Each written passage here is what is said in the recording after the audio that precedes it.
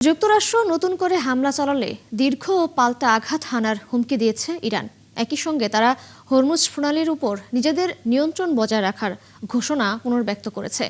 ইরানের বিপ্লবী গার্ড বাহিনীর একজন জ্যেষ্ঠ কর্মকর্তা বলেছেন, যুক্তরাষ্ট্রের যে কোনো নতুন হামলার জবাবে মধ্যপ্রাচ্যে মার্কিন ঘাঁটিগুলোতে ভয়াবহ হামলা চালানো হবে। এর আগে ইরানের সর্বোচ্চ নেতা মুজতবা খামেনি এক বার্তায় স্পষ্ট করেছেন, হরমুজ প্রণালীর উপর তাদের নিয়ন্ত্রণ অব্যাহত থাকবে। এদিকে বৃহস্পতিবার রাতে তেহরানের বিমান প্রতিরক্ষা ব্যবস্থার শব্দ শোনা গেছে।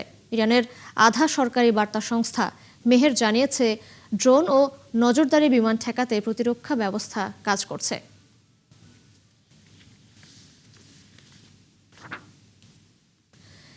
ইরানের সঙ্গে চলমান কূটনৈতিক অচলাবস্থা নিরসনে দেশটিতে স্বল্পমেয়াদী কিন্তু শক্তিশালী হামলার পরিকল্পনা করছে যুক্তরাষ্ট্রের সেন্ট্রাল কমান্ড সেন্টকম। এমন পরিকল্পনার খবর সামনে এনেছে সংবাদ মাধ্যম এক্সিওস। এদিকে ইরানকে পারমাণবিক চুক্তিতে ফেরাতে ট্রাম্প হুঁশিয়ারি দিয়ে বলেছেন, সমঝোতা না হওয়া পর্যন্ত ইরানের উপর নৌ অবরোধ অব্যাহত থাকবে। তবে এই অবস্থানকে অযৌক্তিক বলছে তেহরান। আরও জানাচ্ছেন চৈতি সরওয়ার। যুক্তরাষ্ট্র ও ইরানের মধ্যে চলমান উত্তেজনা বেড়েই চলেছে। ইরানের সাথে কূটনৈতিক অচল অবস্থা নিরসনে দেশটিতে স্বল্পমেয়াদী কিন্তু শক্তিশালী একগুচ্ছ হামলার পরিকল্পনা করছে যুক্তরাষ্ট্র। তবে পরিকল্পনায় এখনও অনুমোদন দেননি ট্রাম্প, বরং ইরানের ওপর নৌ অবরোধ ও অর্থনৈতিক চাপটাই বজায় রাখার পক্ষে তিনি। একে বোমার চেয়েও কার্যকর বলেছেন ট্রাম্প। এক্সিওস ও বিবিসির তথ্য অনুযায়ী সেন্টকমের এই পরিকল্পনায় ইরানের তেল রপ্তানি স্থাপনা, সামরিক ঘাঁটি, কমান্ড সেন্টার এবং আঞ্চলিক মিলিশিয়া নেটওয়ার্কের মতো অবকাঠামোগুলোকে লক্ষ্যবস্তু করার প্রস্তাব দেওয়া হয়েছে। পরিকল্পনা হলো দীর্ঘদিন ধরে বোমাবর্ষণ না করে দ্রুত বড় ধরনের ক্ষতি করা, যাতে তেহরান যুক্তরাষ্ট্রের শর্ত মেনে আলোচনায় বসতে বাধ্য হয়। আরও একটি পরিকল্পনায় হরমুজ প্রণালীর কিছু অংশের নিয়ন্ত্রণ নেওয়ার কথা বলা হয়েছে। এর জন্য স্থল অভিযানের প্রয়োজন হতে পারে। শান্তি আলোচনা স্থবির হয়ে পড়া এবং হরমুজ প্রণালী আংশিক খুলে দেওয়ার বিষয়ে ইরানের 3 স্তরের শান্তি প্রস্তাব যুক্তরাষ্ট্র প্রত্যাখ্যান করার পরই এমন হামলার পরিকল্পনা সামনে এনেছে সেন্টকম। ট্রাম্প এখনও নৌ অবরোধের ওপরই ভরসা রাখছেন, তবে যে কোনো সময় সামরিক আঘাত হানার পথও খোলা রেখেছেন তিনি। যুক্তরাষ্ট্রের এসব পরিকল্পনার বিপরীতে ইরান জানিয়েছে, সব কৌশলগত সক্ষমতাকে জাতীয় সম্পদ হিসেবে রক্ষা করবে তারা। লিখিত বিবৃতিতে একথা বলেছেন দেশটির সর্বোচ্চ ধর্মীয় নেতা মুজতবা খামেনি। বলেন, পারস্য উপসাগরের নিরাপত্তা নিশ্চিত করবে ইরান, সেই সাথে এই পথ যাতে শত্রুরা ব্যবহার করতে না পারে তাও নিশ্চিত করা হবে। চৈতি সরওয়ার, ৭১। নিজের সামাজিক মাধ্যম ট্রুথ সোশ্যালে যুক্তরাষ্ট্রের প্রেসিডেন্ট ডোনাল্ড ট্রাম্প একটি মানচিত্র শেয়ার করেছেন, যেখানে হরমুজ প্রণালীর নাম স্ট্রেইট অব ট্রাম্প বা ট্রাম্প প্রণালী লেখা। এর আগে এক বক্তৃতায়ও ট্রাম্প স্ট্রেইট শব্দটি ব্যবহার করেছিলেন তিনি। সেখানে উপস্থিত লোকজন তার কথা শুনে হেসে উঠলে মার্কিন প্রেসিডেন্ট বলেছিলেন, প্রথমে একে হয়তো ভুল বলে মনে করতে পারে গণমাধ্যম, কিন্তু সবাই জানে তিনি খুব কমই ভুল করেন। হরমুজ প্রণালী দ্রুত খুলে দেওয়ার জন্য ইরান ওয়াশিংটনের কাছে অনুরোধ জানিয়েছে বলেও দাবি করেছিলেন ট্রাম্প।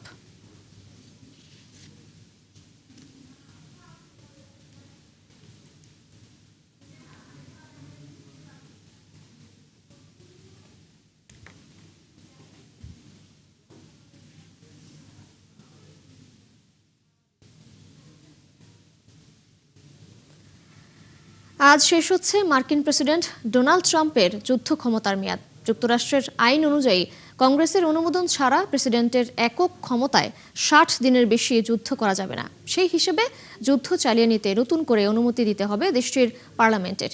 এ বিষয়ে চলছে শুনানি। ট্রাম্পের নতুন এই চ্যালেঞ্জের কথা জানাচ্ছেন মনিরুজ্জামান বাবু। 1973 সালে প্রণীত ফেডারেল আইনের মূল লক্ষ্য ছিল বিদেশের মাটিতে যুদ্ধে জড়ানোর ক্ষেত্রে যুক্তরাষ্ট্রের প্রেসিডেন্টের একক ক্ষমতা খর্ব করা। এই আইন অনুযায়ী সামরিক পদক্ষেপ শুরুর 48 ঘন্টার মধ্যে প্রেসিডেন্টকে কংগ্রেসকে অভিহিত করতে হয়। এরপর তিনি সর্বোচ্চ 60 দিন সেনা মোতায়েন রাখতে পারেন। তবে কংগ্রেস চাইলে আরও 30 দিন সময় বাড়াতে পারে। এর বেশি সময় সেনা মোতায়েন রাখতে হলে কংগ্রেসের চূড়ান্ত অনুমোদন প্রয়োজন পড়ে। 2 মার্চ ট্রাম্প আনুষ্ঠানিকভাবে কংগ্রেসকে অভিহিত করার মাধ্যমে এই সময়সীমাটি কার্যকর হয়েছে এবং এর মেয়াদ 1 মে শেষ হবে। বর্তমান রাজনৈতিক পরিস্থিতিতে ইরান যুদ্ধের জন্য কংগ্রেসের অনুমোদন পাওয়া ট্রাম্পের জন্য বেশ কঠিন, কারণ ডেমোক্র্যাট ও রিপাবলিকানদের মধ্যে এই নিয়ে গভীর বিভেদ রয়েছে। গত 15 এপ্রিল প্রেসিডেন্টের যুদ্ধ করার ক্ষমতা সীমিত করার একটি দ্বিপক্ষীয় প্রচেষ্টা 52-47 ভোটে সিনেটে ব্যর্থ হয়। তবে আসন্ন সময়সীমা ঘনিয়ে আসায় রিপাবলিকানদের মধ্যেই বিভাজন দেখা যাচ্ছে। রিপাবলিকান সিনেটর জন কার্টিস বলেছেন তিনি কংগ্রেসের অনুমোদন ছাড়া 60 দিনের বেশি সময় ধরে চলমান সামরিক অভিযানকে সমর্থন করবেন না। আবার মার্কিন কংগ্রেসের নিম্নকক্ষ প্রতিনিধি পরিষদে বর্তমানে ট্রাম্পের দল রিপাবলিকান পার্টি সামান্য ব্যবধানে সংখ্যাগরিষ্ঠ। নভেম্বরের মধ্যবর্তী নির্বাচনে যদি রিপাবলিকান পার্টি এই সংখ্যাগরিষ্ঠতা ধরে রাখতে না পারে, তবে নিজের লক্ষ্য পূরণে ট্রাম্প বাধাগ্রস্ত হতে পারেন। এমনকি তাকে কংগ্রেসের তদন্তের মুখেও পড়তে হতে পারে। ইরানের বিরুদ্ধে যুক্তরাষ্ট্র ইসরায়েলের 28 ফেব্রুয়ারির যৌথ হামলাকে প্রয়োজনীয় দাবি করে ট্রাম্প বলেছেন ইসরায়েল সহ তাদের আঞ্চলিক মিত্রদের সম্মিলিত আত্মরক্ষার জন্যই এই পদক্ষেপ নেওয়া হয়েছিল। তবে ডেমোক্র্যাটরা এই যুক্তি প্রত্যাখ্যান করে এটিকে বেআইনি এবং নির্বাহী ক্ষমতার অপব্যবহারের প্রতীক হিসেবে অভিহিত করেছেন। তবে 60 দিনের সময়সীমা পার হয়ে গেলেও ট্রাম্পের সামনে 3টি বিকল্প থাকবে: কংগ্রেসের অনুমোদন চাওয়া, সেনা প্রত্যাহার শুরু, অথবা 30 দিনের সময়সীমা বাড়ানো। তবে এই বর্ধিত সময়সীমা যুদ্ধ অব্যাহত রাখার অনুমতি দেয় না। মনিরুজ্জামান বাবু, ৭১। একসময় ইরান একক নেতার ইশারায় চলত। বর্তমানে দেশটির ক্ষমতা এক ব্যক্তির হাতে সীমাবদ্ধ নয়, বরং ছড়িয়ে আছে বিভিন্ন শক্তিশালী প্রতিষ্ঠানের মধ্যে। নামমাত্র নেতৃত্বে আছেন মুজতবা খামেনি, আর পর্দার আড়ালে বড় সিদ্ধান্তগুলো পরিচালনা করছে রেভলিউশনারি গার্ডস ও আইআরজিসি এবং নিরাপত্তা কেন্দ্রিক শক্তিগুলো। এছাড়া রাষ্ট্রীয় সিদ্ধান্তের পাশাপাশি মধ্যপ্রাচ্য সংঘাত নিরসনে জোরালো ভূমিকা রাখছে দেশটির সামরিক বাহিনী, যার ফলে যুক্তরাষ্ট্রের সঙ্গে চলমান শান্তি আলোচনায় ইরানের অবস্থান আগের চেয়ে বেশি অনমনীয় হয়েছে। আরও জানাচ্ছেন নাহিদা রিন্থি। ইরানে ইসলামী বিপ্লব হয় 1979 সালে, প্রতিষ্ঠিত হয় ইসলামী প্রজাতন্ত্র। এরপর থেকে দেশটির রাষ্ট্র সিদ্ধান্তের ক্ষেত্রে সর্বোচ্চ নেতার নির্দেশ ছিল শেষ কথা। তবে সম্প্রতি যুক্তরাষ্ট্র ও ইসরায়েলের সঙ্গে ইরানের যুদ্ধের সময়টা সর্বোচ্চ নেতার সেই চিরচেনা ভূমিকায় এসেছে বড় পরিবর্তন। সাম্প্রতিক সময়গুলোতে পুরো প্রেক্ষাপটে দেখা গেছে ব্যাপক পরিবর্তন। এখন ইরানের রাষ্ট্র সিদ্ধান্ত গ্রহণ প্রক্রিয়ায় ভূমিকা বাড়িয়েছে দেশটির সামরিক বাহিনী।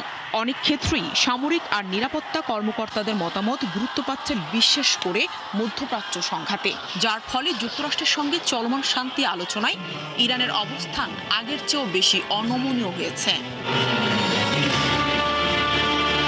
গত 28 ফেব্রুয়ারি ইরানে হামলা শুরু করে যুক্তরাষ্ট্র ও ইসরায়েল। ওদিনই হামলায় নিহত হন ইরানের সর্বোচ্চ নেতা আয়াতুল্লাহ আলী খামেনি। পরে তার ছেলে মুস্তফা খামেনি দেশটির নতুন সর্বোচ্চ নেতা হন। দেশটির সর্বোচ্চ নেতা পেল গুরুত্বপূর্ণ বিষয়ে সিদ্ধান্ত নেয়ার ক্ষেত্রে ইরানের রেভলিউশনারি গার্ড আইআরজিসির ভূমিকা ক্রমেই পোক্ত হয়েছে, আর কমেছে সর্বোচ্চ নেতার ক্ষমতা। তবে বিষয়টির সঙ্গে জানাশোনা রয়েছে এমন অন্তত 3 জন সরকারি কর্মকর্তা বার্তা সংস্থা রয়টার্সকে বলেন, ইরানের ক্ষমতা কাঠামোর শীর্ষে মুস্তফা খামেনি আনুষ্ঠানিকভাবে থাকলেও গুরুত্বপূর্ণ বিষয়ে সরাসরি সিদ্ধান্ত নেওয়ার ক্ষমতা আইআরজিসিরই বেশি।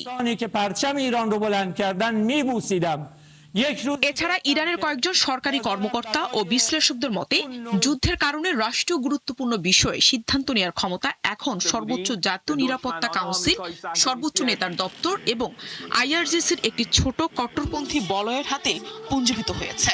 বর্তমানে এ বলয় সামরিক কৌশল ও মূল রাজনৈতিক সিদ্ধান্ত নিচ্ছে। এদিকে পাকিস্তানের মধ্যস্থতায় ইসলামাবাদের শান্তি আলোচনায় অংশ নিয়েছে ইরান ও যুক্তরাষ্ট্র।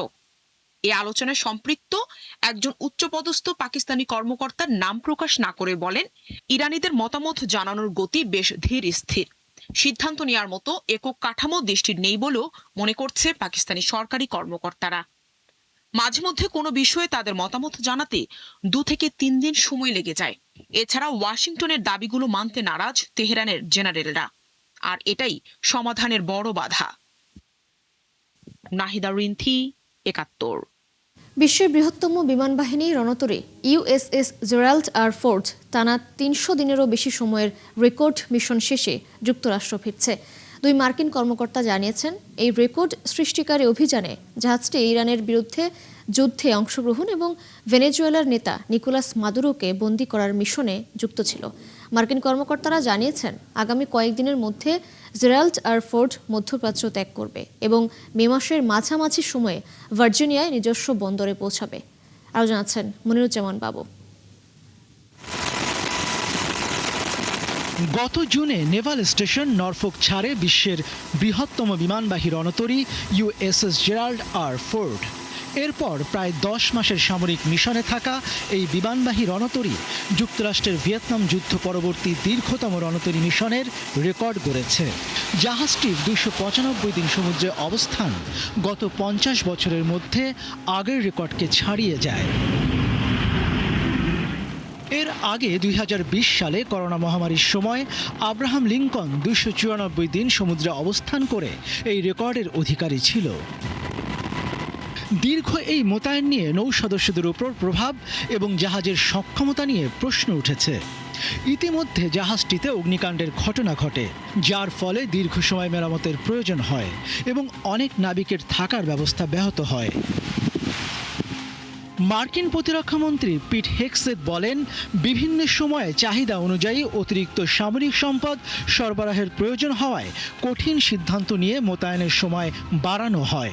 মোতায়েনের শুরুতে ইউএসএস ফোর্ড ভূমধ্যসাগরে যায়, পরে ক্যারিবীয় অঞ্চলে পাঠানো হয় এবং ভেনেজুয়েলায় অভিযানে অংশ নেয়। এরপর ইরানকে ঘিরে উত্তেজনা বাড়লে আবার মধ্যপ্রাচ্যের দিকে অগ্রসর হয়। গেল সপ্তাহে ইউএসএস জর্জ H.W. বুশ ভূমধ্যসাগরে পৌঁছানোর পর মধ্যপ্রাচ্যে একসঙ্গে 3টি মার্কিন বিমানবাহী রণতরী মোতায়েন ছিল, যা 2003 সালের পর প্রথম। ইউএসএস আব্রাহাম লিঙ্কনও জানুয়ারি থেকে সেখানে অবস্থান করছে। এই রণতরীর প্রত্যাহারকে অনেকেই সম্ভাব্য উত্তেজনা কমার ইঙ্গিত হিসেবে দেখছেন।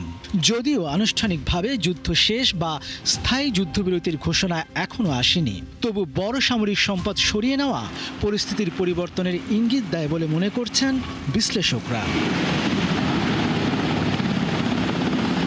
মনিরুজ্জামান বাবু, 71। লেবাননের 10 কিলোমিটার ভেতরে ইসরায়েলি বাহিনী ঢুকে পড়েছে বলে জানিয়েছে ইসরায়েলের উত্তরাঞ্চলীয় কমান্ডার। এদিকে লেবাননে ইসরায়েলি হামলায় একদিনে 30 জনেরও বেশি মানুষ নিহত হয়েছে। স্থানীয় কর্মকর্তাদের উত্তরাঞ্চলীয় কমান্ডার রাফি মিলো জানিয়েছেন, লেবাননের দক্ষিণাঞ্চলের প্রায় 7টি গ্রাম জুড়ে বিস্তীর্ণ এলাকায় ইসরায়েলি বাহিনী শত্রুমুক্ত করছে। বর্তমান অবস্থান থেকে সরে যাওয়ার কোনো ইচ্ছে নেই এবং যা করা হচ্ছে তা গুরুত্বপূর্ণ বলে জানিয়েছেন রাফি। হিজবুল্লাহকে নির্মূল করতে যতক্ষণ প্রয়োজন ইসরায়েলের সামরিক বাহিনী ততক্ষণ লড়াই চালিয়ে যেতে প্রস্তুত বলে জানান তিনি। রাফি আরও বলেছেন, এই অঞ্চলে তাদের কাজ করে যাওয়ার পূর্ণ স্বাধীনতা রয়েছে।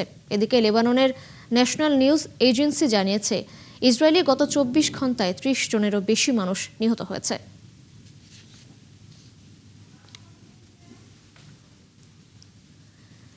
লেবাননের সশস্ত্র গোষ্ঠী হিজবুল্লাহর ড্রোন হামলায় আহত হয়েছেন ইসরায়েলের 12 সেনা।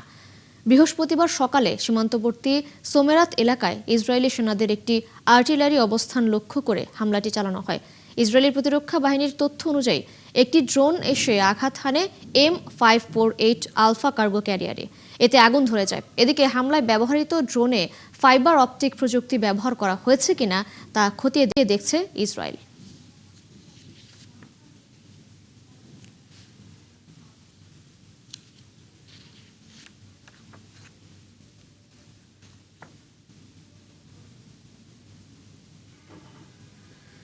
মিয়ানমারের সাবেক নেত্রী অং সান সু চিকে কারাগার থেকে গৃহবন্দী হিসেবে স্থানান্তর করা হয়েছে বলে দেশটির রাষ্ট্রীয় গণমাধ্যম জানিয়েছে। এর আগে সুচির আইনজীবী বলেছিলেন, মিয়ানমার সরকার তার মক্কেলের সাজার মেয়াদ 1/6 কমিয়েছে।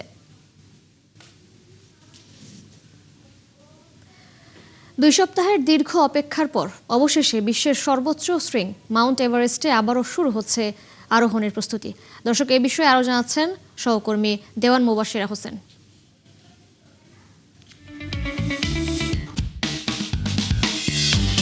দীর্ঘ 2 সপ্তাহ পর আবারও খুলছে মাউন্ট এভারেস্টের আরোহণের পথ। নেপালের খুম্বু অঞ্চলে অবস্থিত এভারেস্ট বেস ক্যাম্পে গত 2 সপ্তাহ ধরে বন্ধ ছিল সব ধরনের আরোহণ কার্যক্রম। এর কারণ ছিল একটি বিশাল বরফ স্তম্ভ, যাকে নেপালি ভাষায় বলা হয় সেরাক। বেস ক্যাম্প থেকে ক্যাম্প 1-এ যাওয়ার সব পথ বন্ধ করে দিয়েছিল প্রায় 30 মিটার উঁচু এই বরফের স্তর। এভারেস্টের বেস ক্যাম্পকে বলা হয় হিমালয় আরোহণের প্রথম ধাপ, ফলে পর্বতারোহীদের জন্য এই পথ খুবই গুরুত্বপূর্ণ। তবে বরফস্তম্ভ ভেঙে যাওয়ার ঝুঁকি থাকায় এতদিন বন্ধ ছিল ক্যাম্পটি। এতে ভোগান্তিতে পড়েন বিভিন্ন দেশের হাজারো পর্বতারোহী। সম্প্রতি বরফের স্তর কিছুটা গলতে শুরু করেছে, কাজেই হিমালয় অঞ্চলের অভিজ্ঞ পর্বত গাইড শেরপারা পর্বতারোহণের প্রস্তুতি আবারও শুরু করেছেন। নতুন করে রশি বসানো, মই স্থাপন করা এবং বিপজ্জনক জায়গাগুলো নিরাপদ করে তোলাই হলো তাদের কাজ। আর এই জন্যই শেরপাদের বলা হয়ে থাকে আইসফল ডাক্তার। এখন পথ আবার খুলে যাওয়ায় বিভিন্ন দেশের শতাধিক পর্বতারোহী নতুন করে প্রস্তুতি নিতে শুরু করেছেন। তবে আবহাওয়া ভালো হওয়ার অপেক্ষায় রয়েছেন সবাই, কারণ যে কোনো সময় পরিস্থিতি বদলে যেতে পারে এভারেস্টে। এভারেস্টে যাওয়ার রাস্তা এখন খুলে গেছে, কিন্তু আমরা তাড়াহুড়ো করছি না। ভালো আবহাওয়া আসার জন্য অপেক্ষা করছি। সবকিছু ঠিক থাকলে তবেই উপরে উঠব, কারণ শেষ পর্যন্ত যাত্রা সফল হবে কি হবে না তা হিমালয়ের উপরে নির্ভর করে। এভারেস্ট অভিযানের সবচেয়ে উপযুক্ত সময় হলো এপ্রিল-মে মাস। তবে সব সময় বড় চ্যালেঞ্জ হয়ে দাঁড়ায় প্রকৃতির অনিশ্চয়তা, এমনটাই মনে করেন অভিজ্ঞ শেরপারা।